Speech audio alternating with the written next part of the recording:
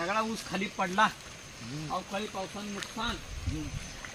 आज मौजे साप येथे अतिशय अवकाळी पाऊस मोठ्या प्रमाणात झाला व हा रोड वेळूवरून रहमतपूरला म्हणजे सापवरून रहमतपूरला जातो. आपण पाहत आहात की किती मोठ्या प्रमाणात पाऊस पडून किती मोठ्या प्रमाणात पाणी रस्त्यावरती पाणी आलेलं आहे. तुम्ही बघू शकता. प्रचंड नुकसान शेतीचं पण झालेलं आहे. तुम्ही बघू शकता.